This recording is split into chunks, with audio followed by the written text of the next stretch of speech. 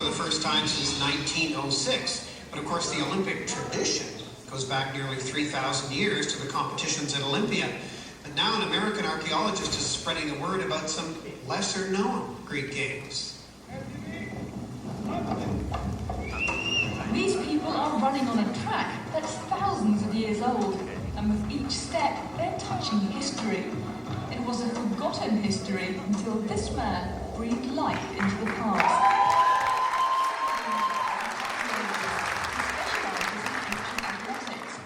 I think all of us are aware, of course, that the Olympic Games today derive from the ancient Olympics at Olympia in Greece. But very few people understand that there were actually a whole set of games beyond Olympia. Ancient writing reveals 4 cities where the Greeks held athletic games in honor of the gods. The best known were held at Olympia, but there were also games at Delphi, Isthmia, and NEMEA. Miller wanted to do more than read about these ancient games. He wanted to bring them to life. So, more than 30 years ago, he travelled to NEMEA to find the physical proof. It looked like it would be a simple task.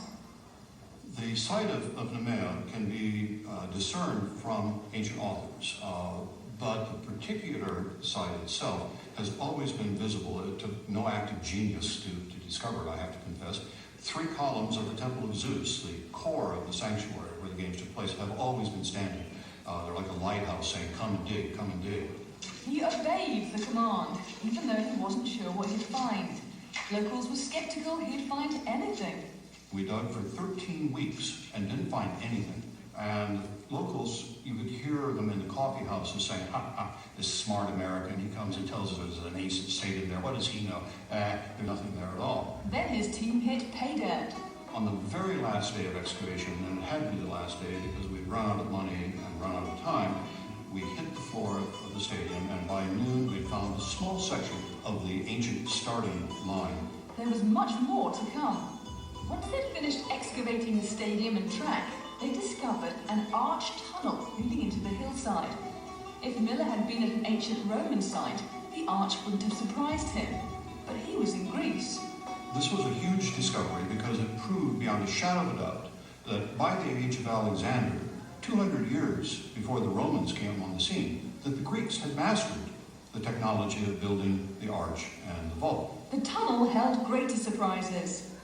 As we dug further into it, it became clear that we had graffiti on the walls. Just inside the entrance to the tunnel is a single word, N-I-K-O, the Greek omegas, the verb, Niko, I win. NEMEA didn't reveal all her secrets so readily. The team assumed the tunnel went straight out to the other side of the hill. Miller says they weren't asking the right questions, but his students back at UC Berkeley were. One student asked me, where are the locker rooms from antiquity? I said, the athletes ran in the nude. They had no need for a locker room to put on a uniform. At which point, a little sophomore stuck up her hand and said, but Professor Miller, where did they leave the clothes they took off? She asked a question that none of the smart professors in the world had thought to ask. Sure enough, there was a locker room at the end of the tunnel. There was also another mystery, stone bases set into the starting line. They looked like parts of a starting mechanism, but nobody knew how it worked. Then one of Miller's colleagues, an archaeologist at the University of Athens, figured it out. He found ancient inscriptions listing the parts of the starting mechanism. They were the same parts used to build a catapult. So once we understood there was a technology of the catapult used in our starting mechanism, we were able to reconstruct the mechanism, and it works marvelously. The starting mechanism isn't the only thing Miller has reconstructed. He and a local group have brought the ancient games back to life. Every 4 years, people from around the world come to the stadium at NEMEA to compete on the ancient track. They change in the ancient locker room. They inscribe their names on a reproduction of the ancient tunnel wall, but then they get to walk through the real tunnel. You walk into the tunnel, and this is the point where most people get goosebumps. They really sense now that they're moving back in time. Their bare feet on the ancient earth, surrounded by the dark tunnel walls with the ancient graffiti on them.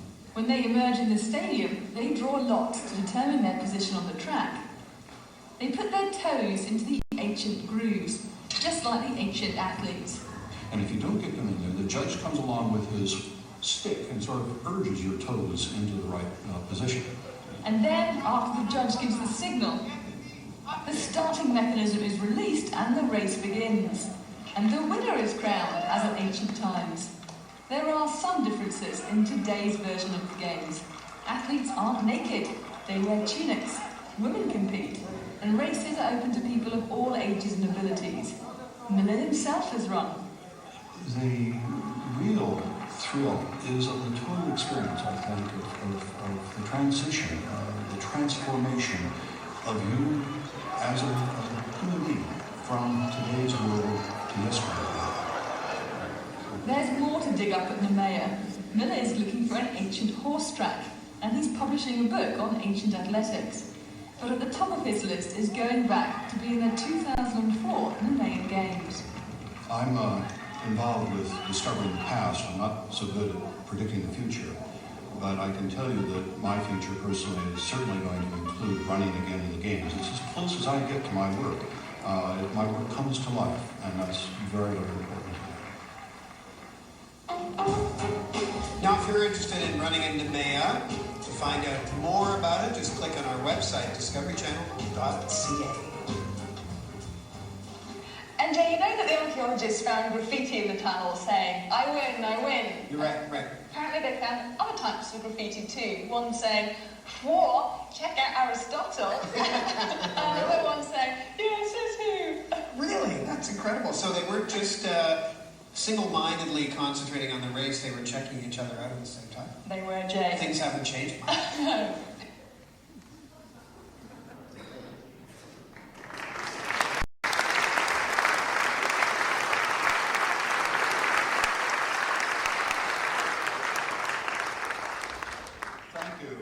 Thank you all for coming tonight.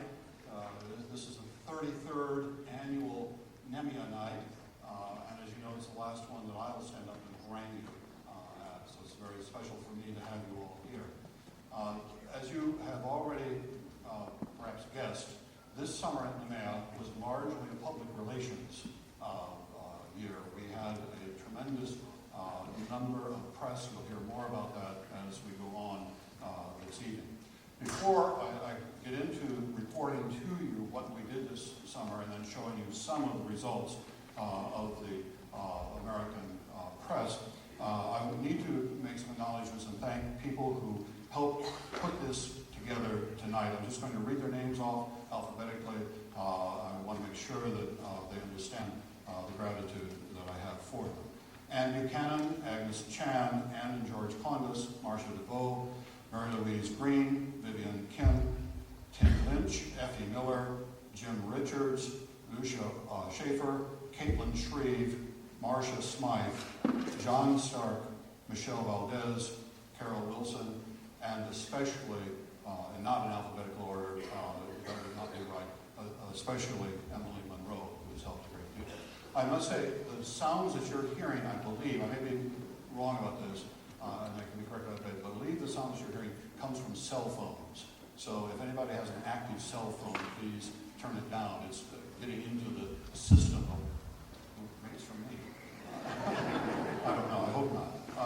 This summer at NEMEA, there were also people who helped a great deal, and I want to acknowledge them as well. Gloria Bath, Mary Devlantes, Alex Hetherington, Peggy Hetherington, Terry Johnson, Wyatt Can, Matthew Kimball, Clarice Major, Bob Metrikoff, Effie Miller, Nancy Muff, Barbara Rieger, and Athena Chakadasi.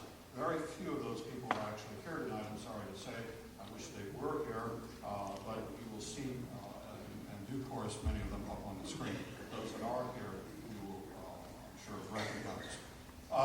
We had also this summer the support of the University of California Marching Band, and you'll get more about that in a moment.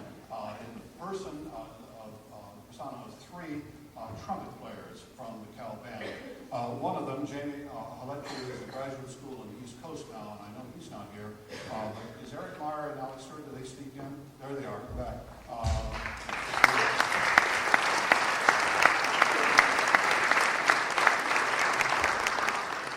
You'll see more of them on the screen. You'll hear them also, and you'll afterwards be able to ask them what it's like to be an ancient trumpeter, which they were for a day. There are three people here tonight, I believe they're here, that are planning to be here, who also made a very special contribution this summer at NEMEA. We had one day of races, athletic events of the sort that you've already seen a little bit of, and we had a second day that we called the Cultural NEMEA. The Cultural NEMEA had in the late afternoon a number of presentations by different people, including Dion Nielsen Price and her son, the aptly named Berkeley Price. Mrs. Price, where are you? Right here. Would you stand up, please?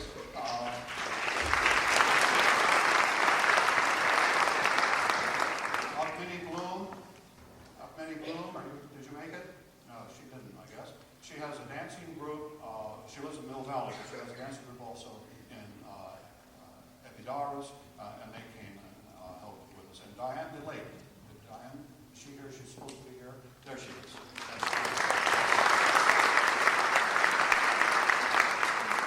Now, you may have recognized the name Nielsen when I introduced Mrs. Price. That was her maiden name. She brought with her tonight her dad, and I'd like him to stand up, but before he does, you will be seeing more of him in due course, but he has the very special distinction of being an answer on Jeopardy. Yesterday, the day before, or recently. The answer was the oldest runner in the United States. I knew he was the oldest runner at NEMEA, but I didn't know he was the oldest runner in the United States. LeGrand Nielsen, 97 last time, 101 next time.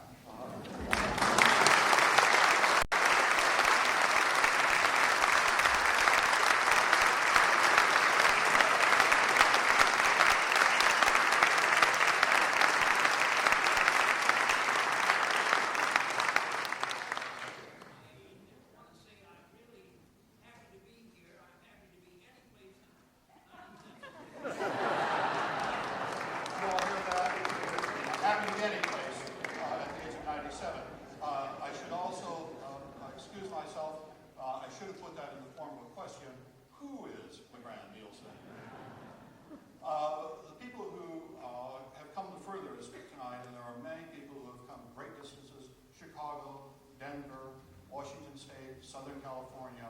I'm very appreciative of all of them, but two people in particular are here tonight, Leah Yorgapoulou and Yanis Jordanoglu. They will, after the meeting is over and we're back drinking our NEMEA wine and eating our great food, they will be entertaining us. Yanis, Leah, would you stand for a moment, please?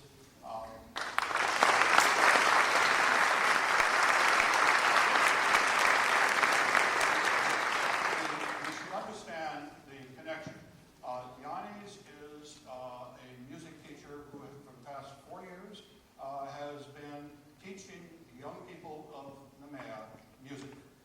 It's been the first time that we've had music in the schools there, and it's Yanis, not only his knowledge, his technical skill of music, but also his enthusiasm and his willingness to browbeat people on occasion that has made it work. I'm very frankly honored that they have made the trip to be here with us tonight.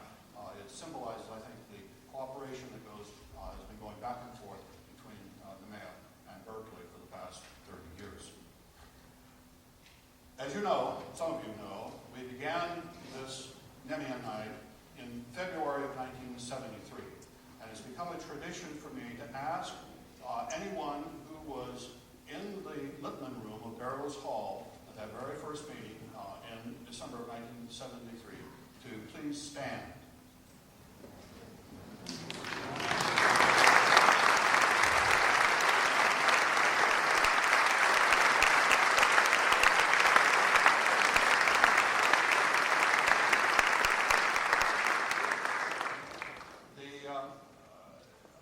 These people deserve your applause. They take the prize, I think, for endurance and stamina coming back year after year.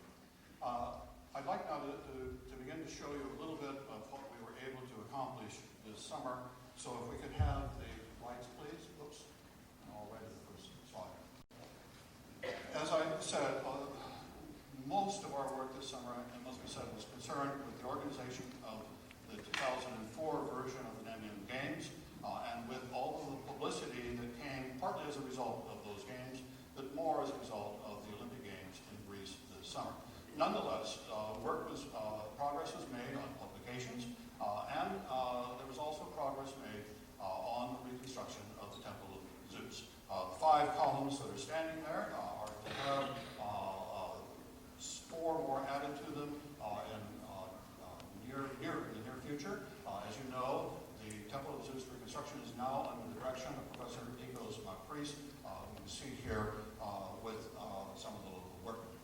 They have been, for the last 2 years, almost 2 years now, working here at the northeast corner between the 2 new columns that we have erected and the still standing column, from antiquity standing column, is off here to the left. In this area, we have to replace missing blocks, over 100 missing blocks that have to be quarried and worked into shape, and we have to lift the uppermost preserved courses that are still there in order to consolidate them, repair them. Many of them are broken, and to clean beneath them. There are repairs that have to be done. The process of doing that has been illuminating for a number of reasons. Let me show you a few examples. Here are 3 ancient clamps. The iron clamps are still embedded in the stone where they were placed 330 years before Christ. They are still covered with the lead ceiling that held them in place. This is a sight that we so rarely see, and we see it here only because the block above it was still there and protecting these clamps. More typically, we see this sort of arrangement where someone has chopped in the medieval period, ripped out the iron clamp and its lead casing, and left us just the poor negative impression of it. In addition, and this potentially is of the greatest significance, you see a clamp here still in place, but you can also see that a form of mortar has been used as a sealing agent. The crack here is gone, it's been covered with the mortar, it's over the top of the clamp itself. The use of cement, not structural concrete, I would emphasize, but the use of cement in Greek architecture, which we have been documenting in NEMEA in many different ways over the years, has been increasingly apparent. We don't know why, we don't know the criteria for choice of these particular areas to put their cement in, but the fact that it's there is very clear. Most enigmatic of all, however, was this mason's mark. We've found a series of cuttings in the stones themselves that are clearly indications, at least in some cases, indications to the people working at the site actually putting the blocks, of which block is put on top of which block. Here we have a cutting of a mason's mark we have not been able to understand. We're looking at it on the side. I could have turned this 90 degrees, but I didn't want Yannis to be on his ear, so I left it this way. There's an alpha, an A here, an iota, or 1 next to it, and then this zigzag mark carefully carved into the stone. What that was meant to tell the person who was setting the stone is not at all clear, but we are recovering a lot of new data about the reconstruction, about the original construction of the temple, which is going to be of great interest. In the museum itself, there were a number of events that took place partly in order to prepare for the people who were coming at the time of the games, but also for another reason. As many of you in this audience know, we've had the habit over the years of periodically putting up marble plaques with the names of donors. And the morning after the athletic competitions, the morning before the cultural NEMEA, we were on the porch of the museum, being called to assemble by our 3 Cal band trumpet players playing rousing Cal marching songs, making everyone come quickly to see what was going on. And what was going on were speeches, one speech by the Vice Governor of Corinthia, Mr. Papafotiou, and another speech by the Vice Provost of this university, Jan de Vries, you see here. Subsequently, they unveiled the plaques and the names appeared. And at this point, even though I'm later on going to be talking more about the past, I want to say something about the contributions. In December of 1972, the late Dick Amix made the very first contribution to the NEMEA excavations. That contribution has been added to since that time by 791 individuals. There are 791 different people's names on the marble slabs in the museum, and since they are done periodically, some of those names are there twice, even 3 times. There are not just individuals, however, there are also foundations. I would acknowledge the Thomas J. Long Foundation in particular, as well as, if I can see it, put it here, the EVOS Charitable Foundation, which is increasingly shown an interest and support in our work. To all of these people, as always, go our thanks. I show you these plaques with the names on them to emphasize our gratitude and the fact that we want to acknowledge that gratitude and to encourage you to come and see your name carved in marble at NEMEA. I also show it to you to emphasize the fact that there is still room. And there are envelopes at the front. Another addition, improvement that we made in the museum was to the model of the site. You remember that our museum is constructed with picture windows looking out at the site and with reconstructed models inside the windows so that the visitor can look at the model, look out at the actual antiquities, go back and forth and begin to reconstruct in his or her mind what it looked like 300 years before Christ. Many of you will also remember that last year it was necessary to put in a new updated model. We had an original model in 1984, but we had made so many discoveries since then that that model was outdated and had to be redone. That new model was done by a model maker in Athens. But there was something that was lacking in his work. And so Robert Garbage, who had done the original model in 1984, came back and spent a couple of days with us at the museum. And you can see him at work here with his colleague's model, but making his own additions to it, which means that our model now has horses and chariots running down the hippodrome, and athletes running down the practice track, and spectators looking at them from the mound of Opheltes, and pilgrims approaching the temple, and priests awaiting the pilgrims to make the sacrifices at the altar of Zeus. In other words, we're peopling these models. That's what Robert Garbage has done for us, and it makes a world of difference to the visitor to see them. Robert also brought us a new model of the locker room, put a couple of athletes inside, properly robed, I'll tell you, waiting their turn to go out through the tunnel and into the stadium.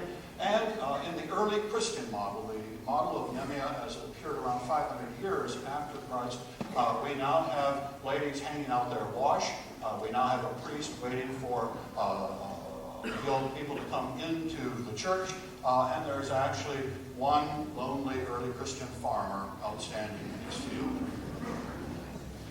At the stadium, we did a number of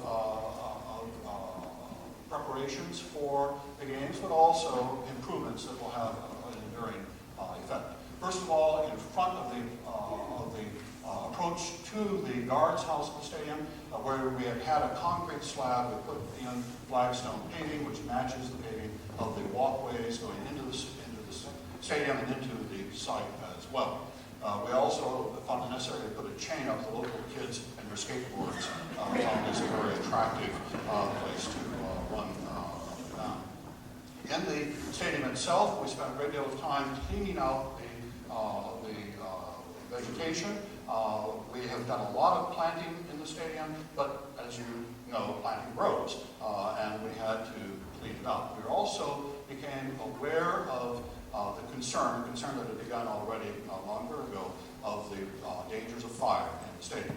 And the problem that we have in the stadium is because of its height, almost equal to that of the reservoir of the town, the water dribbles out of the spigots in the stadium. There's not enough there to do any sort of serious firefighting or even watering of vegetation.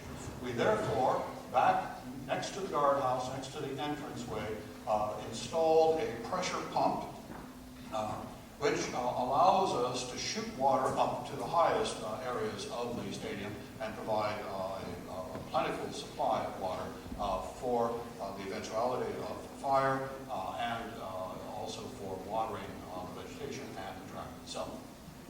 It was not just the press that came to NEMEA this year. It was not just the people who ran in the NEMEA Games. Already in May, assembled at the altar in the stadium was a group of nearly 100 long-distance runners from an organization that calls itself Aithlos. It's a basically Gallic Greek organization, although there are plenty of non-Greeks and non-French in this group. What they do is run from the stadium in ancient NEMEA over the mountains of Arcadia to the stadium of ancient Olympia, a distance of 186 kilometers. It is not something that I'd ever foreseen that we would be doing, making a contribution to our modern society by providing the starting point for a 186-kilometer race, but it is gaining popularity. You see them here coming out of the tunnel through the locker room and off on their, I think the fastest guy finished in about 24 hours. It's an elaborate undertaking, and these people are special type.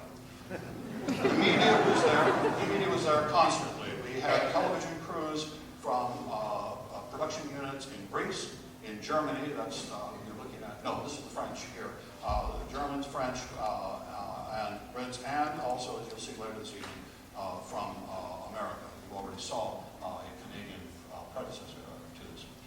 In addition to television crews, there also was a radio crew from National Public Radio who included interviewing our workmen and other people there. And for those of you who are fans of NPR and who recognize the voice of Christopher Joyce, you can now say that you can recognize his toes as well as he's trying out the starting line and practice track. On March the 30th, we had a very special treat. Thousands of people gathered in the ancient stadium that we have uncovered to greet the Olympic flame as it was coming through. Our American ambassador, Thomas Miller, no relation, came to represent the United States at this American site.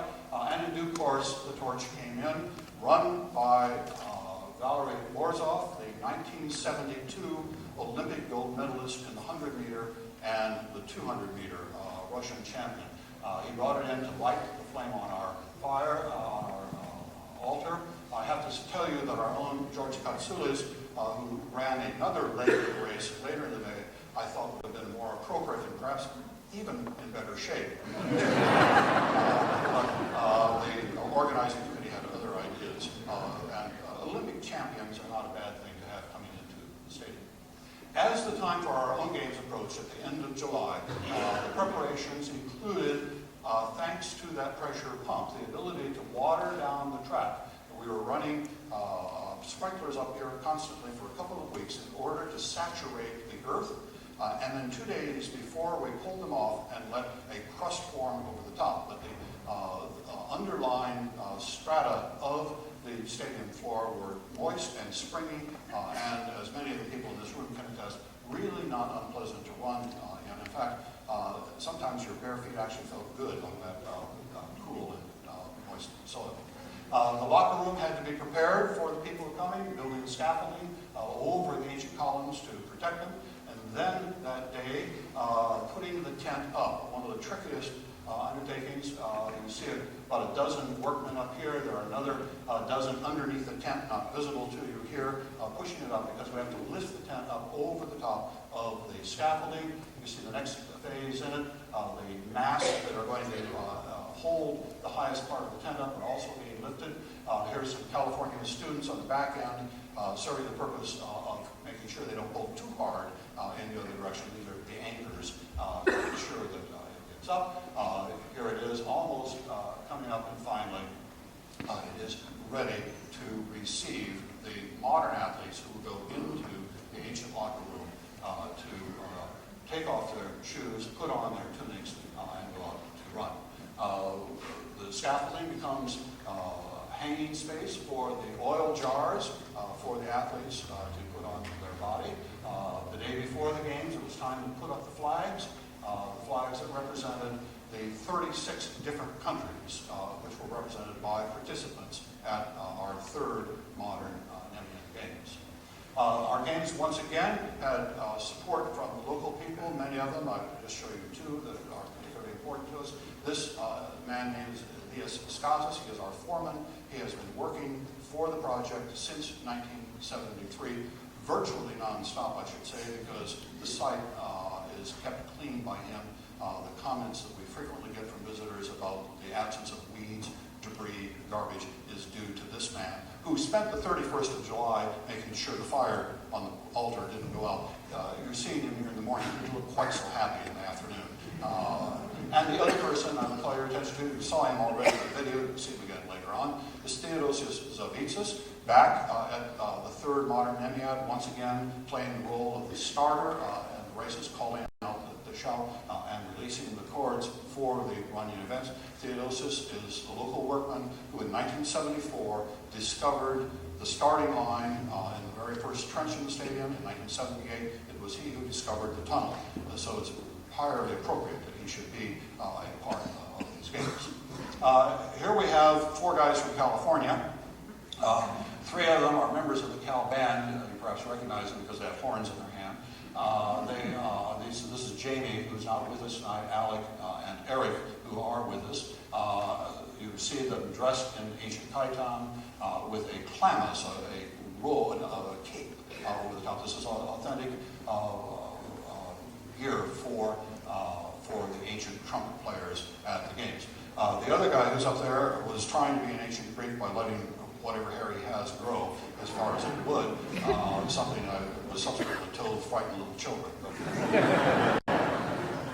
Here are the opening ceremonies on July the 31st. And you'll recognize the three California fellows who are a little older, a little taller. Here's Eric and Alec and Jamie over here. The other part of this ensemble are from the NEMEA band. They are the students of Mr. Yordanoglu, Yannis, who are here. And the fact that they are there playing together with our Cal students is a real tribute to Yannis and to his teaching.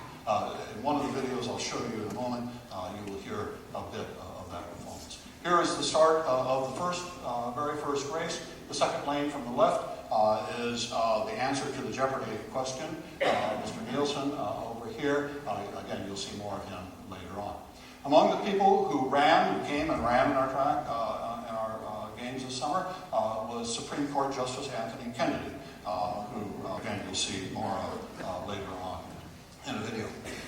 More near at home, Angel Tsakopoulos from Sacramento, and back behind him, Dimitri Karolambos, who is here tonight and will share, I'm sure, with you his experiences if you ask. This is another group. Here's Mr. Katsoulis with his sunglasses on. He just won't be authentic. The victor here is Sir David Madden, the United Kingdom's representative to Greece. He had come and run in the year 2000. He had not won. He apparently resolved that he was going to win, and he did. I don't know if he had been secretly training or what, but he did come back as a victor. And some of the other people, this is our former governor from the Corinthia, for example, who has always been very supportive. Here's another race, and those of you who are close enough, our eyes are good enough, may recognize Vice Provost DeVries here front and center, ready to take off just as the starting mechanism goes down. He will be running down the track. He doesn't seem to be too much the worse for wear at the end of his race, and I want to thank him very much that he's upheld the tradition that we have that the University of California academics never win. Although he did come closer than most of us have ever done. Consul General Dimitris Touloupis, who is going to be with us this evening, is coming out here. He can also share with you more of his experiences at NEMEA. Here is one of the women's race. In the second lane from the left is Mrs. DeVries wearing her genuine ancient sunglasses. And an innovation this year was not to have women running, but to have women as judges. You can imagine what went on in the village that created this new sense of equality. They had a good time, and it worked out very, very well. I'm glad I thought of it. We lowered the age limit a little little bit. That brought in some younger winners, including the granddaughter of our own Lalika and Kinsey Anderson, who was one of 3 grandchildren. I wonder what's in that family. One of 3 grandchildren who won at the races. Having younger kids running the race, however, meant that it was necessary to have a little hands-on instruction from time to time about where toes were to go. This is the Diamantidis family from Emeryville, 3 winners in one family, same as the Andersons as well. University of California students were well represented. Athena Trakadas, Nancy Muff, who is here this evening, and Carrie Johnson. Carrie was the winner of this group. On the male side, Alex Hetherington, Matthew Kimball, and Jamie, here's Eric Meyer over here, and Jimmy Halecki here, who actually represented the Cal band very nicely and maintained the tradition that was started in 1996 of one of the Cal band trumpeteers always taking home the wreath of victory. We were not without our injuries. This is Professor McCrease, who you saw at the beginning, who ran. He got a little too excited, ran a little too hard, fell, and broke his shoulder. You see him here being tended by the nurses that we had on call, not that they can do very much about it. And this is the way I spent my day, or at least much of it, talking to the press, television cameras, Reuters, Associated Press. This is the Associated Press stringer in Athens, for example, as well as the BBC, CBS, and so on and so forth. The locker room itself was typically cheerfully chaotic as people hunted for the shoes that were sure they had left someplace around. In the background, you see Leon Petrakis, who's also here tonight, who is getting ready to play his role as herald in the closing ceremonies. And here we're preparing the wreaths for the judges in the closing ceremonies. You can see that this is very labor intensive. A lot of people have to pitch in and help to make it work. And then the closing ceremonies came on. We had the group down on the track waiting to award the different victors. The people who had run in the games were asked to come down and get their little pins. They'd already been given their T-shirts. Now they got their pins. Again, a little bit of happy chaos for a time, which then gave way to what is somewhat better organized. The victors with their authentic ribbons around their heads and their authentic palm branches, which were the initial signals of victory in antiquity, now are coming to receive their crowns of victory, the crown of Wild Celebrant. Here is our own Carrie Johnson receiving her crown from the ambassador to Greece from Nigeria. Indeed, we had representations from the embassies of the United States, of Canada, Nigeria, Brazil, Slovakia, Lithuania, and Ireland, all participating in the closing ceremonies. And at this point, you're seeing Leon Petrakis reading the prayer to Earth that is printed in your programs tonight as a preliminary to the extinguishing of the fire, which is done with the Earth of NEMEA. It closes the fire and holds it for the future. This is a quick view of what we saw in my view of it, and now I think it's time to show you what NBC made of all of this. If we could have the video, please.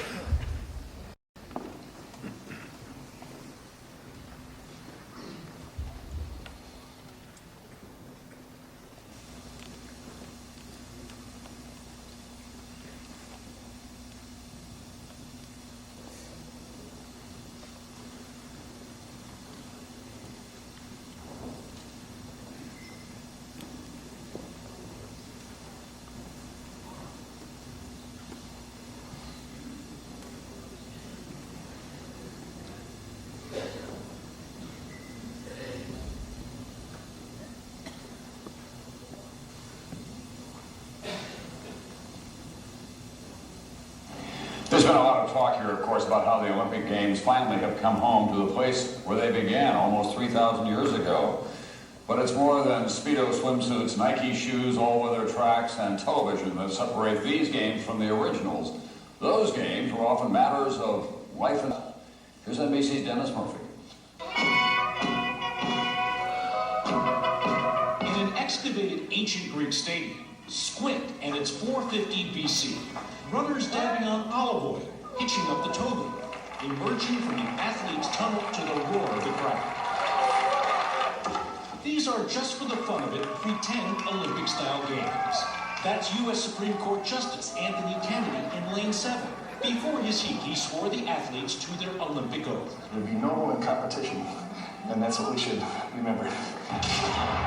Though the real ancient Olympic Games weren't all that noble or pure. They started in 776 BC. Every 4 years thereafter, truce was declared between the feuding cities so the Greeks could honor Zeus with competitions. But forget about amateurism. Classical Greek athletes were often pros with coaches, nutritionists, and fans who fed their strutting egos. There was no marathon, no Olympic torch. Married women, they could be put to death for simply attending. Women competing was out of the question. And no apparel endorsements either. Athletes ran in the buff, drenched in olive oil. This recreation from the History Channel. To the women, a leafy crown. It was only victory. Second place was shameful, in a sense. You went away and everyone ignored you. And they reveled in gory events back then. The games were much more violent. For a false start, for instance, in a foot race, the person who false started was flogged. The wildly popular, bone-breaking pancratium, anything goes below the belt boxing, sometimes ended in death. But the blood really flowed during the chariot race. In one Olympics, only one chariot team out of 40 finished the course. Carnage, and sometimes fixed. Think Woodstock meets spring break, and you get an idea how rowdy these games were. Thousands of people camped out, drinking epic amounts of wine, howling for their hometown heroes, while officials with whips cracked them to keep everybody in line. So the modern Olympic Games are probably more appealing to us. The ideal, anyway, captured by 97-year-old LeGrand Nielsen, retired U.S. Army dentist from Humboldt, California, running the 100 meters in 48 seconds. Spirit like his and the others down the centuries is what makes the Olympic flame crackle. Dennis Murphy, NBC News, NEMEA, Greece.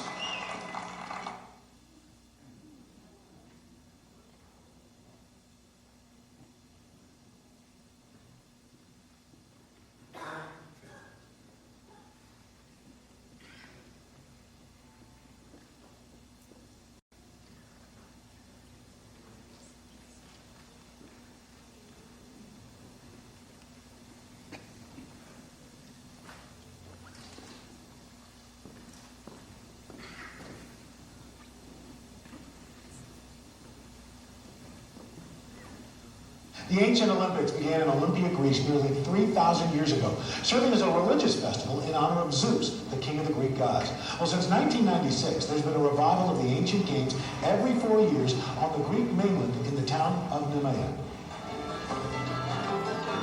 The spirit of the original Olympic Games is being revived in an ancient stadium in Greece. Over 700 participants of all ages are competing for a palm branch and a leafy crown, a symbol of victory. It's a wonderful, wonderful event. During classical times, male Greek citizens competed in the nude. Christine Condolian is curator for an exhibition called Games for the Gods, on view at the Museum of Fine Arts in Boston.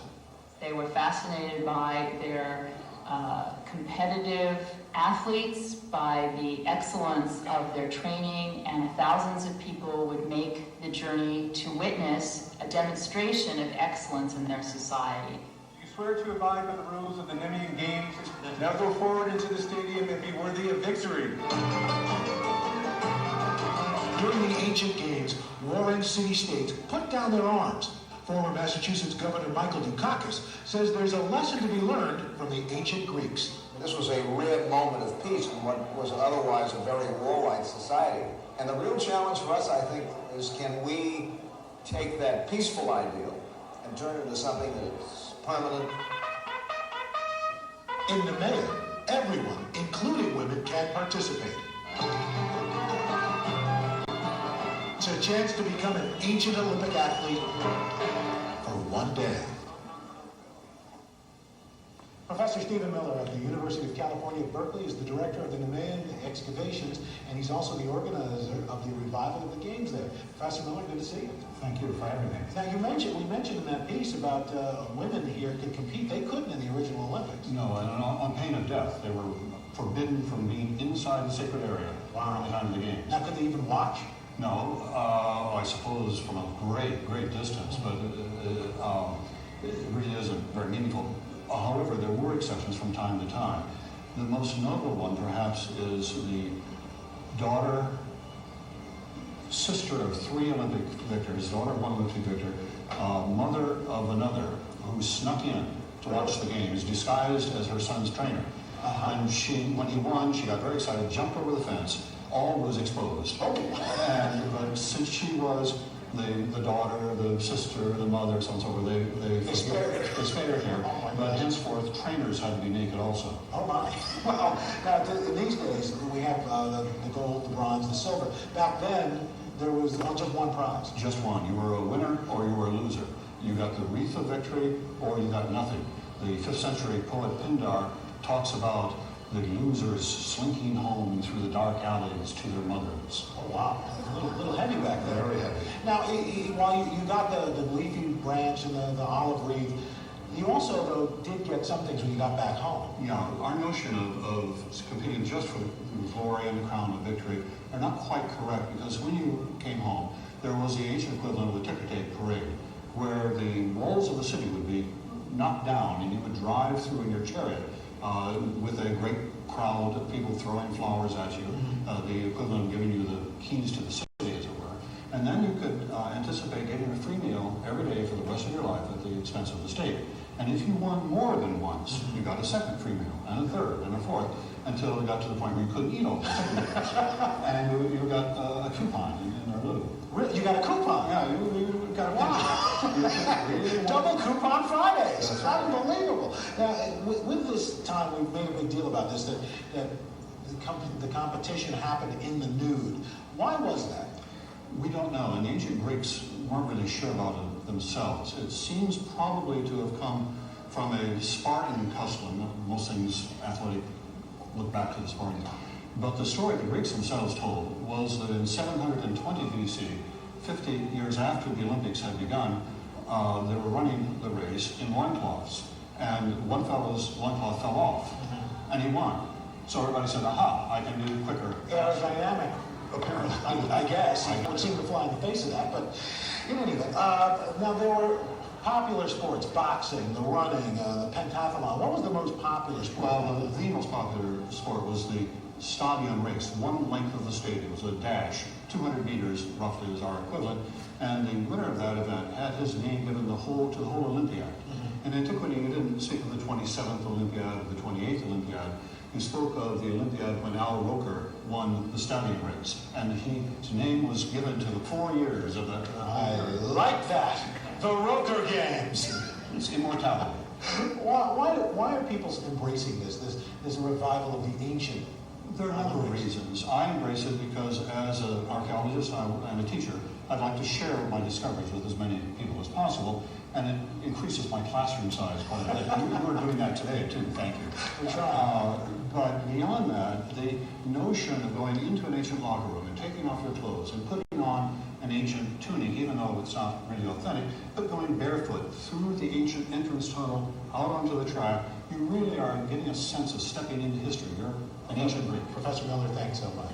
Thank you. I'd like to give you a copy of my book. And we're back in a moment, but first, this is Today.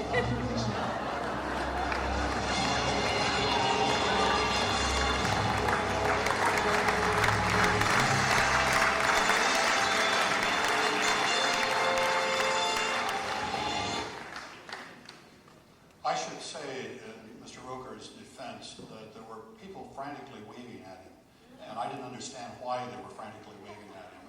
He explained to me after the cameras went off. He didn't really spurn the offer of the book.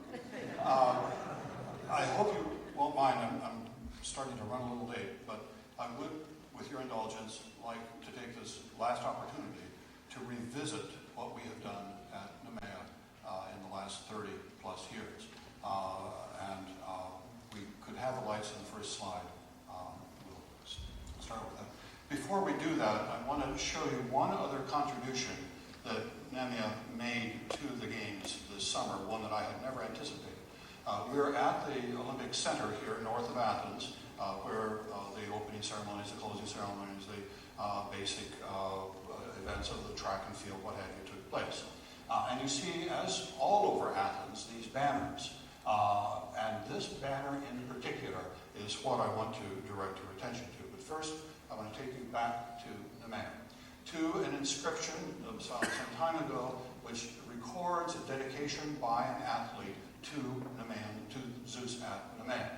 It's a very early form of Greek, reads left to right, right to left, back and forth, back and forth. But please look at these letters in this area right here, the A-K-T-I, the act. And below that, reading in the opposite direction, T-E-T-R, rho, alpha, kappa, A-K, iota, sigma, here, and then down below, N, NEMEA. This is an inscription that records that a fellow named Aristus, who was from Cleone, having won the Pancration 4 times, Tetrachus, dedicated his statue at NEMEA. Okay, you got that little section down there? Let's go back to that banner.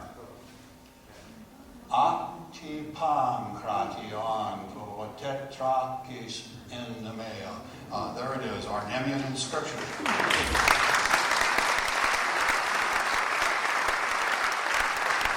I don't know how this was chosen, but I'm sure I'm glad it was a great surprise and very thrilled really to run across that.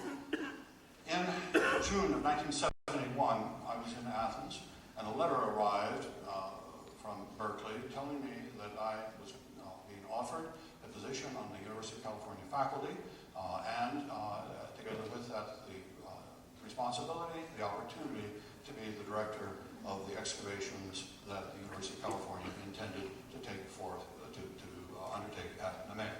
The 3 columns of the Temple of Zeus have been standing since antiquity. This engraving made in 1766 shows that they've been standing there, and it was quite clear that this was an important site that really would be productive.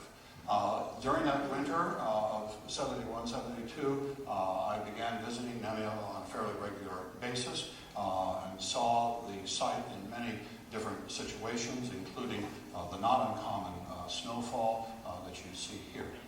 It became clear during that period that the first thing that we were going to have to do was to buy property around this area. We have the temple, and we have a small area to the south, but the rest of this is in private ownership. And by Greek law, the land must first belong to the Greek state before a foreigner may excavate it. I'll show you the situation here from the air with the columns of the temple, the 3 columns standing here, a small area, less than 3 acres, that had been purchased earlier by the University of Cincinnati in the 1920s, bordered by the river on this side and by empty fields on the other side, no fencing, no security at all for the site. More importantly, in a way, was the road. The main road, Albert Alley to the north, going right alongside the temple. And many were the times that I stood on the temple as trucks rumbled by and felt the foundations shake. Less dangerous, but equally significant, was the road, the east-west road that ran off in this direction, which represented another challenge, as well as the purchase of these fields. Shortly after that first meeting in February of 1973, we were able to persuade, although it didn't seem to take too much persuasion, able to persuade Al Bowker to give us a boost with the funds that would be necessary to undertake the purchase of this property. This is a situation today. The road next to the temple is gone. Its line remains in the form of the remnants of the road to the north and of the river, which we have now dredged out to the size and the depth of the early Christian period river, which increases the drainage to the benefit of the antiquities and the farmers in the area immediately. We own all the property along here, coming up here, up like this, around here, over toward the stadium, not quite all the way to the stadium, back again, around the museum and back off here. In that area, which is now nearly 50 acres, including the area of the stadium, as opposed to the 3 that we found at the beginning, We have excavated about 20 to 25%. There still remains a tremendous amount to be excavated, areas that will produce clearly more of the Hippodrome, I'm certain, more of the early stadium, the earliest stadium that is known from Greece. There is a big building lurking out in here between the sanctuary and the stadium that we know about. All of that remains still to be done. But what is important is that we were able to get the land and get it soon. It is preserved. No one's going to build a gas station. We're able to keep this sort of in the bank for future work. Back in those years, we rather confidently set up a sign about the University of California's work at NEMEA, made a little parking lot. Already local people were supporting us. Those flowers were planted by the owner of the local coffee house around our fledgling parking lot. And we put up next to that parking lot our 3 flags. It's fortunate that we did, although I didn't know it at the time.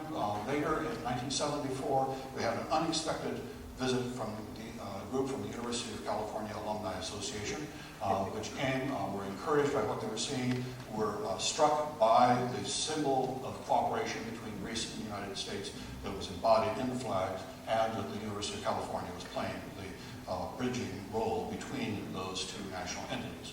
The significance of that was that that group included a couple named Tom and Billy Long, and Mr. Long was so enthused that he left a check as he got back on the bus that day. It was the beginning of a long and beautiful relationship, one that's been very important. In those years, we had no place indoors to work. We had precious little in the way of living facilities. This is a typical Friday payday. You can see what the office facilities are like on the street. Local traffic was sometimes a problem as we were trying to carry out surveys in the area. We still do get the occasional flock of sheep, nothing like we did 30 years ago. The donkeys are almost all gone now. The Toyotas have taken over. Laundry day was done with rather primitive machinery. This is our then cook and housekeeper taking care of the laundry. But we started out with a confidence which probably wasn't justified, but it worked out well in the end. I knew that there was going to have to be a museum, a place where we could work on the antiquities, where we could preserve them, store them safely, and I knew the general area where it had to go. Already in 1973, we're digging test trenches south of the temple to try and locate the extent of the sanctuary and the closest place to the sanctuary that we could reasonably build a museum without damaging the antiquities. 1975 saw the beginning of the museum. You see the foundations here. I'm sorry the slide is so dark, but in the background behind the cypress tree is the temple. Here is then Vice Chancellor Ted Chenoweth, who came to help. We're watering down the concrete slab of the roof of the museum. By the end of 1975, while we are still excavating at the same time as it's going on, we have the structural frame of the museum in place and a couple of areas bricked in. It took us a while to finish this. The donor of the museum, Rudolf Peterson, was incredibly patient. At one point he did say to me, it's a good thing you're an archaeologist and not a businessman, you go broke, because we did have common frequent overruns, so it took longer to finish the building than we had anticipated. Nonetheless, already in these early years, we had safe space.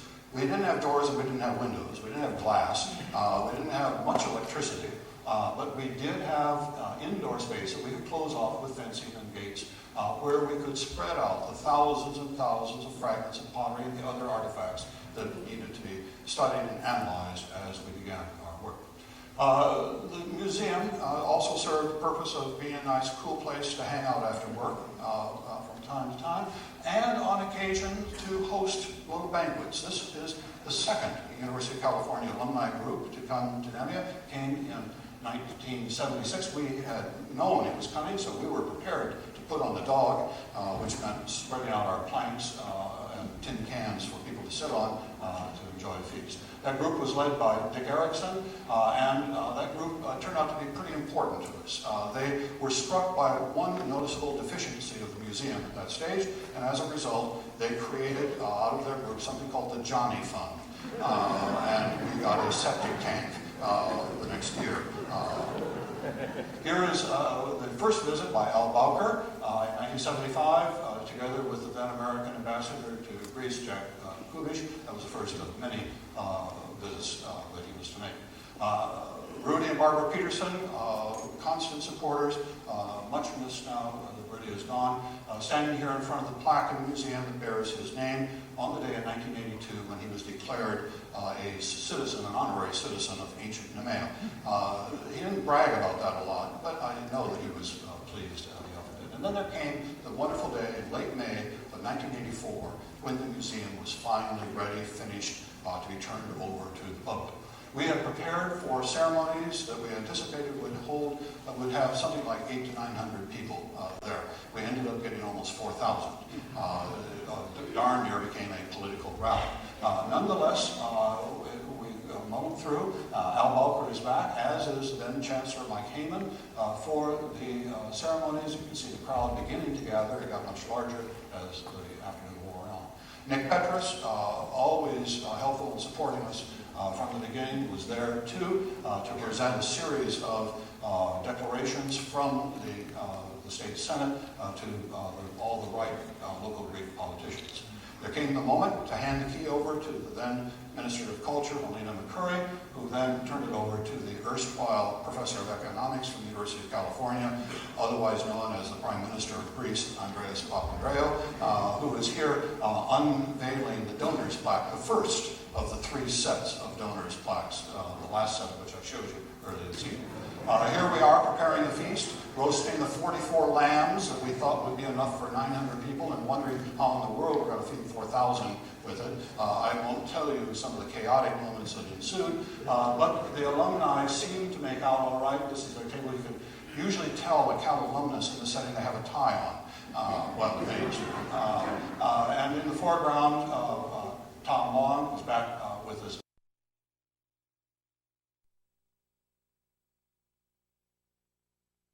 An ancient artifact that has been individually cataloged, coins, pottery, and the like. And behind here, some 270 notebooks, the field diaries that are made painstakingly day after day in the field as the materials actually coming out of the ground, the records that are so critical to our understanding of the significance and the chronology of many of the artifacts we found.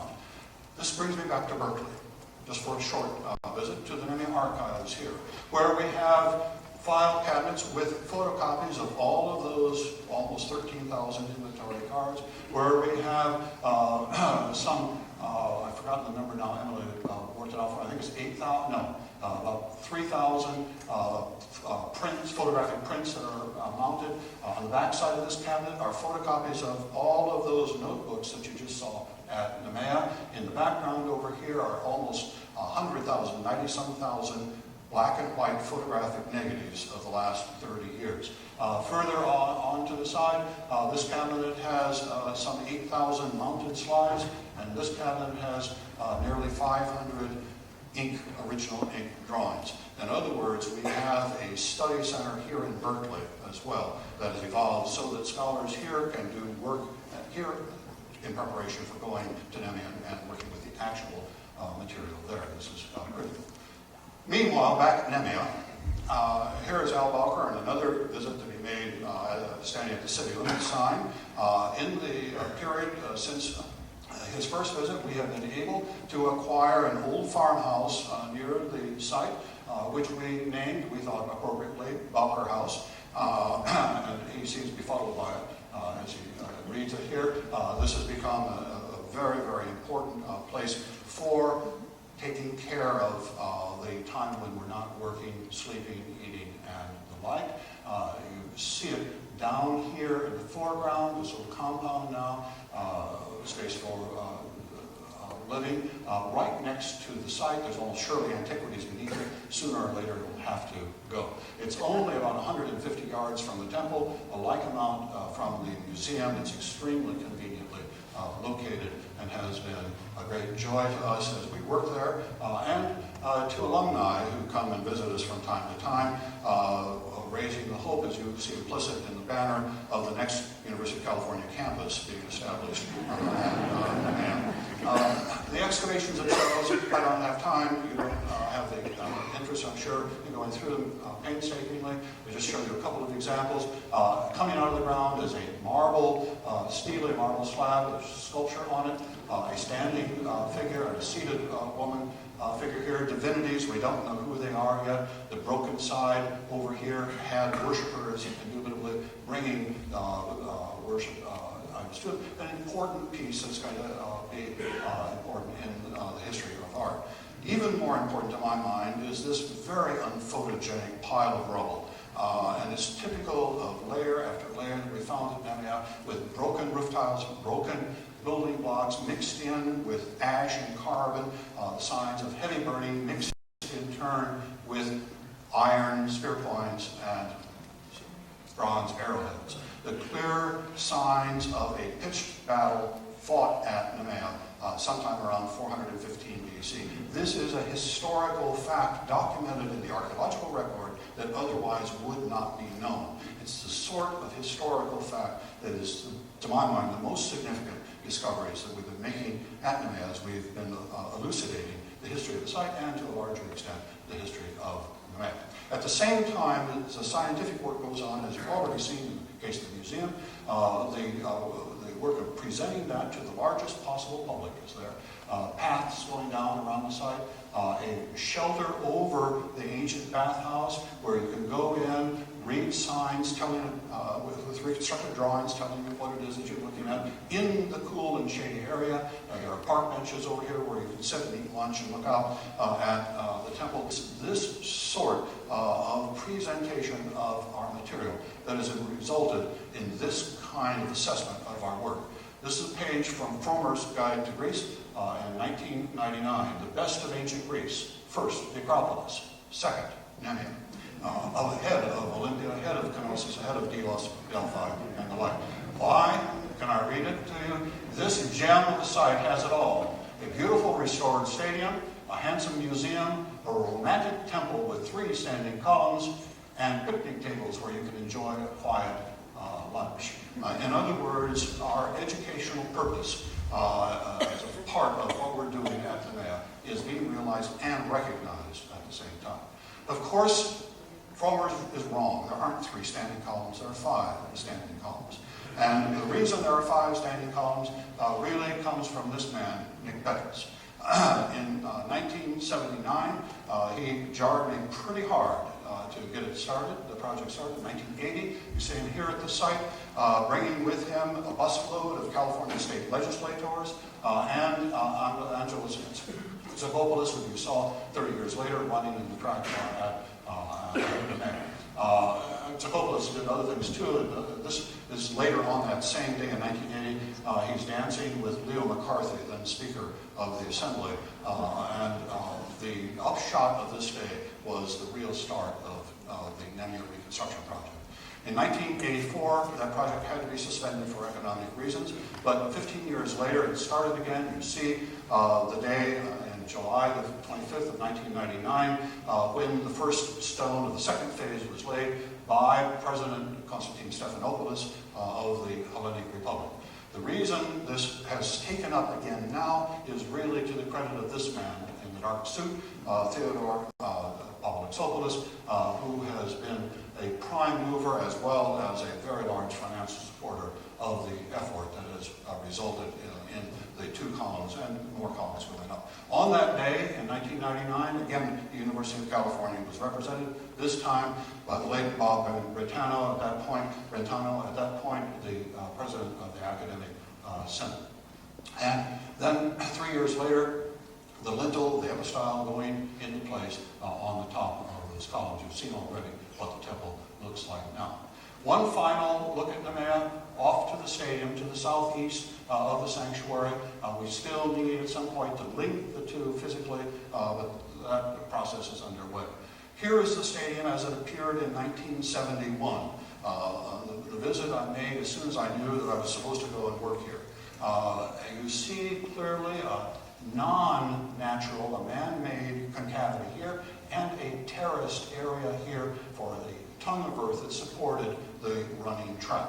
You may also make out the road that bisected those two areas. That is the principal road into the valley from Corinth and ultimately Athens. We won't go through all of it. You've heard a little bit about it, but I just want to show you what it was like after 10 weeks of digging in 1974, where we haven't found anything. And I was really getting worried about coming back here and saying to the donors who had supported us, you gave us your money, we dug you an empty hole, give us some more money. I didn't think it was going to sell very well. The spirits in the trench itself got so low that we had to lift those spirits from time to time on payday, both with an envelope and with something else. But as you heard, on the very last day, in the most dramatic fashion, on July the 19th of 1974, at a depth of nearly 30 feet under the silted overburden, we found a little bit of the starting line and of the water channel that went around the track. This was particularly significant because the next morning Turkey invaded Cyprus and all of our workmen were mobilized, and the spirit in the village changed dramatically. Since that time, of course, we've gotten rid of the road that originally ran through the stadium. We've completed the excavations and have a good feel now for the site as a whole. You've seen this view of the stadium already from a different time of the year. We've done a lot of planting both in the stadium and around the sanctuary as well. Over 2,000 cypress trees and about the same number of pine trees, oleander, Scottish broom, and the sort, as we are stabilizing the earth and again creating a nice place to learn about antiquity. I've never understood why learning should be painful. Let's have a good place, a pleasant place, a green and peaceful place to do it. Here's the tunnel. You've already heard about its discovery and seen photos of it. It really is a significant discovery, particularly with these ancient graffiti on the walls. It brings the tunnel and the stadium to life. It really puts the ancient Greeks back in that tunnel. And the locker room, you've heard about the discovery of that already as well, with the reconstruction of the locker room. The publications that have started to come out, you see volumes 1 and 2, which are also on display outside. Volume 3 is almost here. There are many more to come, and that is going to be my focus in the years that lie ahead. But again, they are part of our presentation to the public, to the scholarly public, and to the non-scholarly, interested visitor, interested reader, who can learn something about history in our building. Throughout all of this, we've had tremendous support from many, many people and institutions. I would like to mention particularly the University of California Alumni Association, the president of which in 2000 was Irene Mira, who's coming out to run and win her race, I should mention. Other energetic alumni like Peter Frazier, the always loyal, I'm present here tonight, Dick Otter, and also Dick Lamont, who actually was Cal alums who won his race. All of these people have added their footprints to the ancients' footprints. And it's not just them. Here's Al Balker. He certainly helped maintain the tradition of academics from Cal never winning. But here he is in his bare feet and in his tunic ready to race. Chancellor Tien in 1996 coming out of the tunnel together with then athletic director John Kasser, the American ambassador at that time to Greece, Thomas Niles in the background, a series of other people, a friend and donor here, John Carney, also with us here tonight. You see Carney again 4 years later, but now we have a new chancellor, Bob Berkeley. You know, when I see at NEMEA these people, the chancellors, the vice chancellors, the provosts, the faculty, the staff from this university, the alumni from this university, who go to NEMEA and take off their clothes without any worry about losing their dignity, because they want to learn something, because they are curious about what these ancient games are all about, then I feel very fortunate that I've been here at this institution. I don't know if there is any other university in the world where so many chancellors would go around barefoot in front of so many people.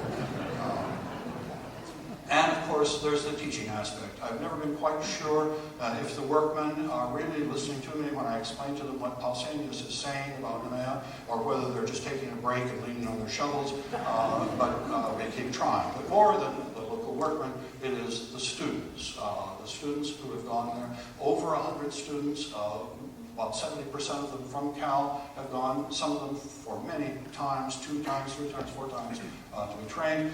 You saw, this is Dylan Saylor, at that time a graduate student here, now teaching at San Diego, and Athena Trakadas. You saw her earlier this evening in 2004 running. Here she is much earlier, learning how to triangulate. These people have gained experience. They have learned about the methods of archaeology. And of course, it's always about the people. Not just are there students, not just the local workmen, but people in general. The people who lived then and what they can tell us, we who are alive now. And that is, I think, the ultimate goal and the ultimate job we have. The University of California has been, I hope, pleased and proud of what has been accomplished at NEMEA during the last 30 years and more. Certainly, there are blue and gold signs all over the place, including here in front of the museum. And perhaps those 5 columns can symbolize something of the work that has been done at NEMEA during these years. On the other hand, there are another 29 columns still on the ground. There's still more to be done. Thank you.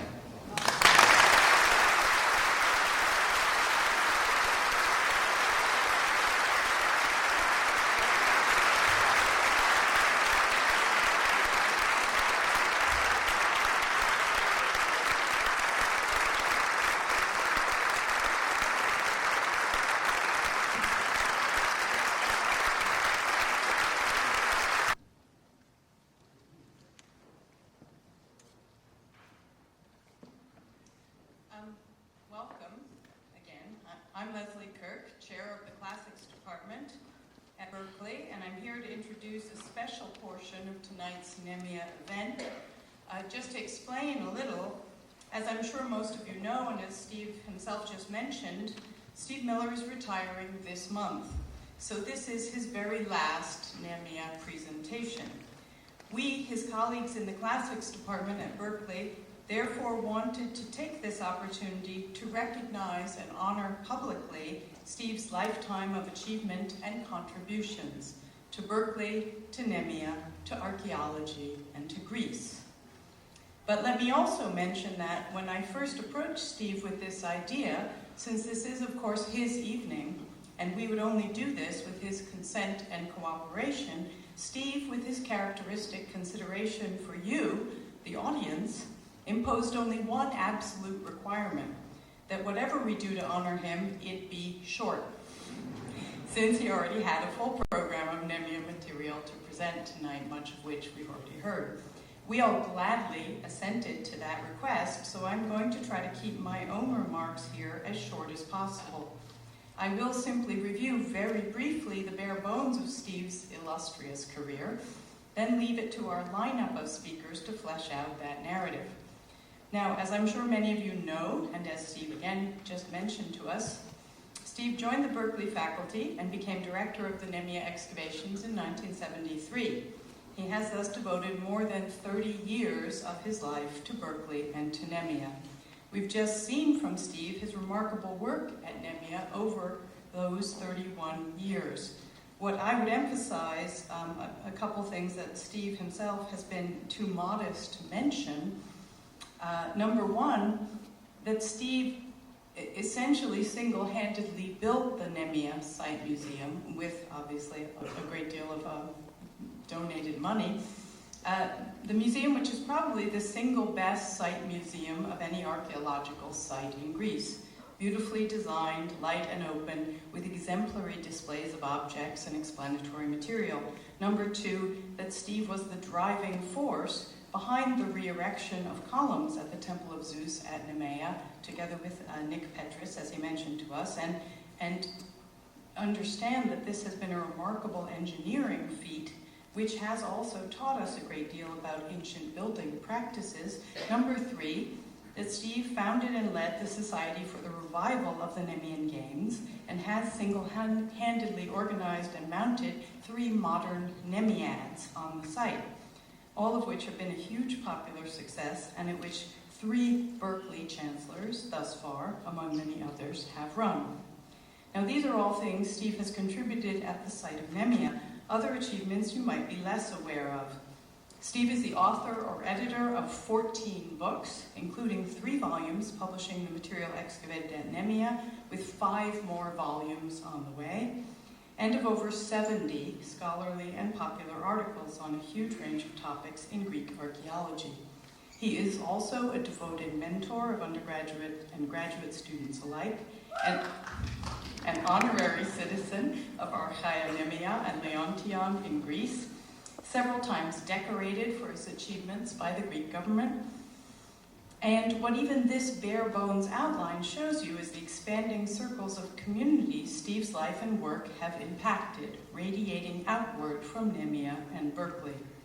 We wanted to have all these different circles of community represented here by speakers, and that's the logic behind our lineup tonight. First, the Honorable Mr. Dimitrios Touloupas. I hope he's here. Yes. In a minute. Wait. The Consul General of Greece, representing the Greek government. Second, Mr. Ted Laliotis, speaking as president of the Hellenic Federation of Northern California, speaking for the modern Greek community, a community that has been very involved and contributed generously to all Steve's work at NEMEA. And from the university community, Professor Jan de Vries, the Berkeley Vice Provost for Academic Affairs and Faculty Welfare, representing the Berkeley administration, and finally, Professor Robert Knapp, a colleague of Steve's in the Classics Department and the current chair of the Berkeley Academic Senate. One of the faculty in the department who has worked most closely with Steve over the years in Berkeley and in NEMEA, and who is the director of the newly established NEMEA Center for Classical Archaeology, which we hope will continue Steve's great work into the future.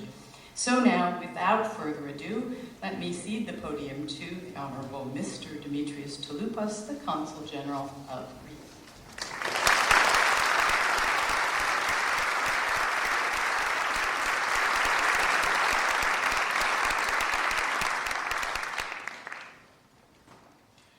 Dear Professor Miller, dear Professor Kirk, κύριε Γερουσιαστά, dear friends of NEMEA, first of all, I would like to convey the regrets of His Excellency, the Ambassador of Greece to the United States, who wanted very much to be here with us tonight to honor Steve's work, but he's unable because of some previous engagements in Washington. He asked me to represent him and to read out some thoughts he put in a letter which I will hand to Professor Miller in a few minutes. Dear Professor Miller, I would like to express my warmest appreciation for your lifetime work in our country, at NEMEA, in the past 30 years, through which you have highlighted and showcased athletics as an important part of ancient Greek culture, as well as one of the major contributions of our ancestors to contemporary civilization. The archaeological site of NEMEA and its delightful museum, along with the revival of the Nemean Games, are a source of enjoyment and grateful pride for the people of the area and for all Greek and foreign visitors. Your committed efforts are also a perfect example of Greek-US cooperation in the cultural field and have played a significant role in promoting and reinforcing the strong and friendly ties between our two countries, based on common values. Your dedication and your love for Greece, ancient and contemporary, have energized the Greek-American community of the Bay Area and the other generous donors who have supported your work at Berkeley over the years. I'm sure your achievements will be a beacon and a source of inspiration for many young archaeologists you have taught to study and value our rich heritage. Please accept my best wishes for your future activities, which I'm sure will continue to benefit both archaeology and the cause of promoting Hellenic culture and values. Yours sincerely, George Savaidis. These are the words of the ambassador. I would like to remind you also that in 1996, the president of Greece, Mr. Stephanopoulos, who you saw in one of the beautiful slides we saw, bestowed on Professor Miller the decoration of Commander of the Order of Merit, one of the highest awards of our country, in recognition for his outstanding services to archaeology and dedicated study of Hellenic culture. I feel now I've discharged my official duty. I'd like to say a few personal words about Steve, to thank him for all his support, and Effie as well, his guidance. He's showing us some aspects of American life which I didn't know about, like football, for example, at the stadium next door. And what has impressed me most about Steve, of course, I cannot enter into his archaeological merits, everybody knows them, is his knack of bringing back to life ancient Greece, the revival of the NEMEA Games, but engaging people. We all saw how many people were in the slides. Generations of alumni, students, local workers, bringing people together to study ancient Greece, the values of ancient Greece, which I believe are important to all of us. This, I think, is his contribution, and contribution he will make at Berkeley or wherever his future is. And to all of us who know him, it's a long-standing contribution. It's what he's giving us every day we talk to him and we see him. Also, I must say that he has a great understanding of modern Greek culture, and his global knowledge of Greece.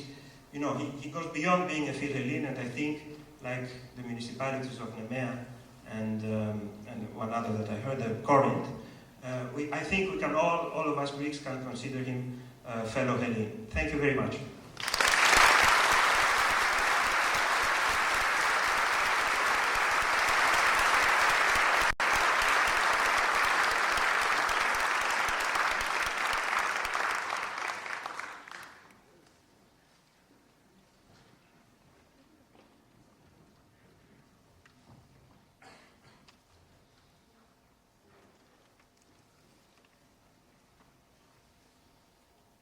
Good evening. My name is Ted Laliotis. I'm the president of the Hellenic Federation of Northern California, which is also known as the United Hellenic Societies of Northern California. This is an organization that encompasses the 35 or so Greek American organizations in the Bay Area. The Hellenic American community of the Bay Area feels quite privileged to have had the opportunity to be so close to the university, and particularly the work that Dr. Miller has performed over the years. We have felt privileged. We have embraced him and his work. We even are honored that he married one of our own Greek American girls, Effie Davlandis.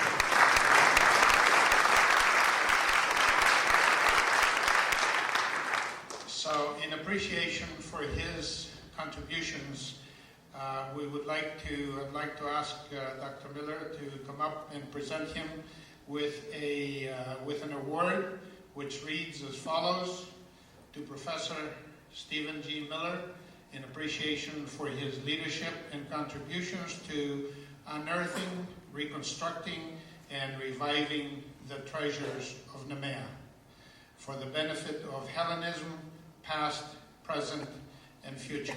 The award has 3 of the many pictures on it, for which we know he's very proud.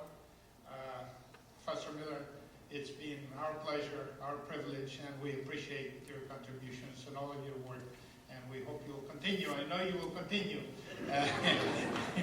to contribute. Thank you very much.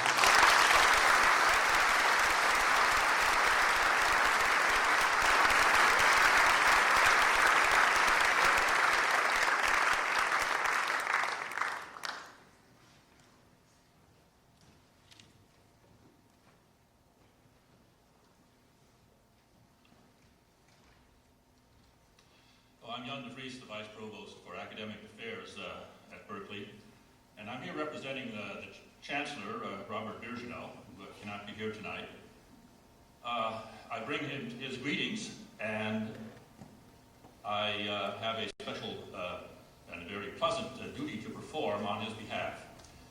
I perform various duties on the behalf of the campus. Most of them are odorous. No point mincing words. It's a difficult job that I have. But it has one great virtue, one great pleasure that I do enjoy very much. I become familiar with the tremendous faculty that UC Berkeley has, a distinguished and an accomplished faculty. And my work brings me into every department, and I get to know something about the wonderful colleagues that I have, who I otherwise wouldn't get to know so well. After all, this is a university that has been ranked by, who was it, the Times, London Times, a supplement for higher education, as number 2 in the world. And if it weren't for a few football coaches voting in this thing, we'd probably be number 1.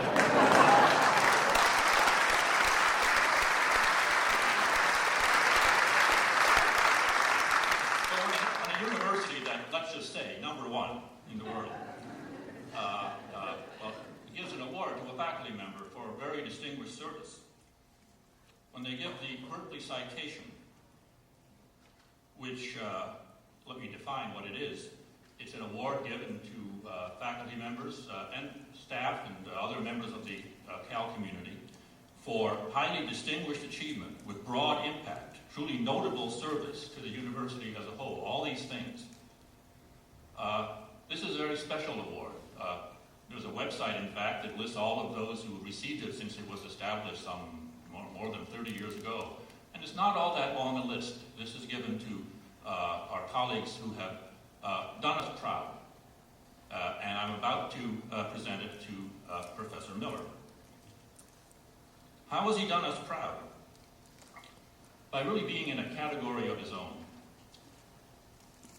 We have on this campus scholars, great scholars. We have beloved teachers.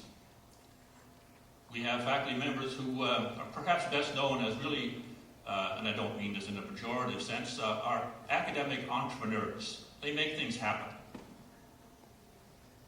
We have colleagues who are interpreters, who are intermediaries between cultures, and who play this very important role in bringing understanding of other societies in distant times and other places.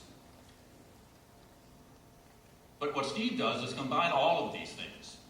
And he doesn't combine them in the sense of doing them all. He makes them seem as they are all one thing. That bringing the past to the present, bringing knowledge to contemporary life, combining deep scholarship with effortless communication of that scholarship to a lay public. The fact that all of us are here tonight, I think, is testimony to the unique qualities that Stephen Miller has brought to his work and that has enriched the Berkeley campus for more than 30 years.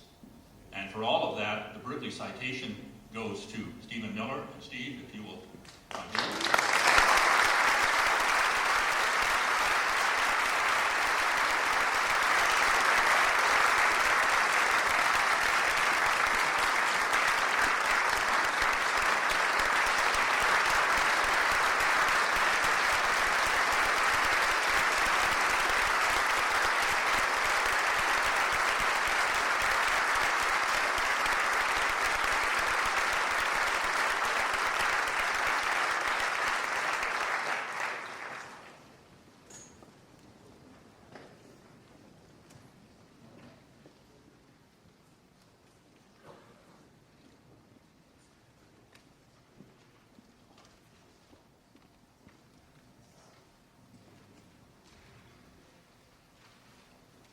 I'm Robert Knapp, a colleague of Steve's in the Classics Department. And there's not much to say after the Berkeley citation. Encapsulating as it does in a single distinct recognition all the success Steve has had here over the last 3 decades and more. But those of you who think that I'm going to stop there are wrong. I hope I can be forgiven if I add a few words of my own. Steve and I came to Berkeley at almost the same time. He preceded me by a year. Thus, I have seen his accomplishments from the beginning. I would like to emphasize 3 things. First, Steve has always put the good of the university at the forefront of whatever he has done. In the beginning, Chancellor Bowker was drawn in as an enthusiastic supporter of the NEMEA project. Graduate Dean Sandy Elberg was there. Dick Erickson, our first Director of Development, was an enthusiast too. They were all caught up by the idea that Berkeley could have a first-class excavation of a first-class site in classical Greece. They saw the potential not only for scientific advancement, but for a showcase for the university. And they were not disappointed. UC and Berkeley were always on Steve's lips and in his heart. He raised money, yes, but just as importantly, he linked the donations to Berkeley and Berkeley's accomplishment. Steve, of course, invested tremendously in making NEMEA a success, but he always presented it as a Berkeley and a UC success, even as he toiled endlessly to keep it going because the campus really did not ever offer much financial support. He drew in a wide range of supporters. Rudy Peterson, President of Bank of America, and Thomas J. Long, the founder of Long's Drugs, both unfortunately no longer with us. Cal alums from far and wide, and the numerous Greek-American families and organizations, and in particular the Ilios Society Charitable Foundation and its members. All of these come particularly to mind. Steve would visit people who gave thousands or just $25 to thank them for their support, and this room is filled with his and NEMEA's enthusiasts. These yearly NEMEA night presentations are a stunning affirmation of how Steve was a standard bearer for Berkeley as he carried out his work in Greece. Second, I would like to emphasize, as has my colleague Leslie Kirk, Steve's overall contribution to scholarship. He has quite literally revolutionized the study of ancient athletics as he adapted his own research agenda to work with what he found at the Panhellenic athletic site. He was far from being a jock scholar when he began at Berkeley. His melding of the material evidence for ancient athletics and the literary evidence is simply superlative. His recent book will be the standard treatment for a long time. At NEMEA itself, his publication has been exemplary. In the last half-century, no other site in Greece has been published so well or so quickly. Even when he is not a primary author, his energy is boundless. He has worked with me as editor on NEMEA 3, The Coins. In this role, I can testify that he is simply outstanding, and I am deeply grateful, even if he does insist on some things that I actually could do without. Steve's scholarship has brought him world renown, but it has equally brought Berkeley great international prestige. As with his field work at the site of NEMEA, his scholarship is done in Berkeley's name, and we have benefited immensely from it. Finally, a word about public education. The NEMEAN site Steve found in 1973 was a model of weeds, a jumble of ruins, a waterlogged vista with one lame storage shed. You saw the slide on the screen. 30 years later, it is a premier archaeological site in Greece. Its excavations have been meticulously maintained and prepared for the public with an eye to maximum educational benefit. It has a world-class museum, the best teaching museum in Greece. The archaeological park at the stadium has been the locus for the quadrennial New NEMEA Games, as we have seen tonight on video. A fantastically successful venture of the Society for the Revival of the NEMEA Games. Steve himself gives numerous tours of the site when he's there during the summer, and he recently wrote a new guide to the site and museum. The ensemble of NEMEA is truly a spectacular example of how the public can be drawn into an archaeological site to learn and to participate in its life. To us, NEMEA was Steve Miller, and Steve Miller was NEMEA. But now we're going to be without the Steve Miller-NEMEA nexus. Facing this reality, The Classics department debated what should happen with the NEMEA excavations after Steve's retirement. Should it go forward to something more grand? Should it go back to its pre-Steve NEMEA-less state of 35 years ago? The challenges to continuing at NEMEA were great. Was there an agenda that the department wanted to pursue? What organizational structure might work? Where would the leadership come from? How would we find the money? We worked through these questions over the past year and in October inaugurated our dream solution, the NEMEA Center for Classical Archaeology. The center will focus on research based on the material at NEMEA and the surrounding region. It will provide opportunity for teaching undergraduates and for them, graduate students and scholars, to research material. It will continue the spectacular success in public education by working with the museum and the site.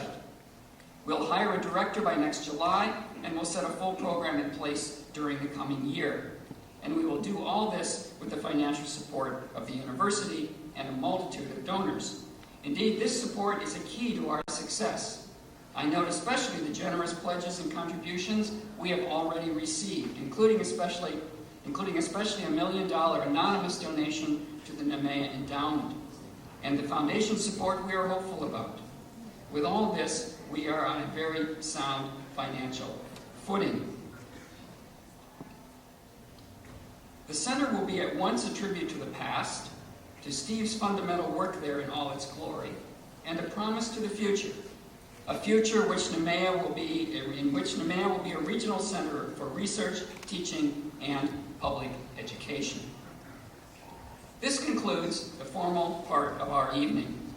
There is a closing video for us to enjoy, and then there will be a reception at the back of the room. Let me close by once again thanking Steve for his lifetime of work for NEMEA, for the university, for scholarship, and for education. We wish him and Effie all the very best. And now, our closing video.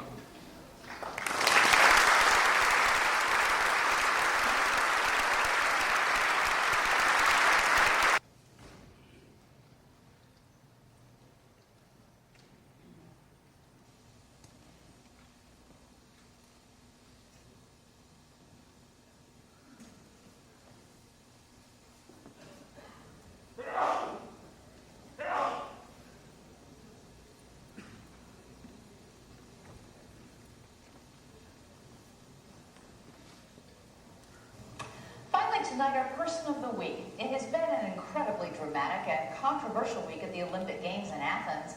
Actually, not so different than it was thousands of years ago. If we're going to have our modern Olympics be as good as possible, shouldn't we see how the ancients ran their games? You know, the surface of those stones from up here looks like the walls of the tunnel. For 32 years, Berkeley archaeologist Stephen Miller has spent his summers in the old village of NEMEA, digging into the games of the ancient Greeks when all the city-states would stop their wars long enough for their athletes to compete. Every 2 years, at the time of the Nemean Games, tens of thousands of people would come here and gather and have their great athletic and religious festival. That is sort of the predecessor to our United Nations, and particularly to our modern Olympics. Where's the lunch? Oh, yeah. Miller's University of California team is funded entirely by private donations. They are rebuilding the Temple of Zeus, where the athletes made their offerings to the gods. They've unearthed the stadium, complete with 2,300-year-old starting blocks. The toes hook over the edge, and the other parts are beveled out so you don't trip as you run out. Miller's also discovered the remains of a bathhouse and a hotel. There's always the excitement. You never know what's going to come out of the ground next. You're the first human being in 2,000 years to touch an object that was made by man in your own past. That's a great rush. The foundation seems to indicate that. This is what remains of what may be the world's oldest locker room. In ancient Greece, the athletes competed in the nude. When they go into the locker room, the undressing room, take their clothes off, oil their bodies, get themselves ready to go out through the tunnel to the competitions. One of Miller's most fascinating discoveries is the tunnel where the athletes waited for their turn. Its walls are covered with graffiti left by ancient athletes. The impulse to deface public property with your name that implores toward immortality is something that is a human trait. It doesn't belong to any particular country or time. You see Alpha, Kappa, Rho. In one spot, an athlete named Arcatidos inscribes his name. Further down, a different hand leaves a comment. Arcatidos, Carlos. Arcatidos is beautiful. Somebody is standing here looking back over there at Arcatidos and scratching his own name on the wall and going, ooh la la, wow, is he ever cute? And writing down Arcatidos, Carlos. Miller says the nudity was a great leveler. The rules were the same for everybody. And if you transgressed the rules, you got flogged on the spot. It's against that background, the sense of equality for everybody, regardless of social status or political or economic status. It's that sense that I think gave rise to democracy.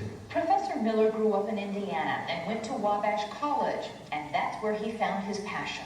In my sophomore year, when a Greek archaeologist appeared on campus for a couple of days and gave lectures about his work, and I thought, you're looking into antiquity, it's a detective story. And I thought, wow, fantastic.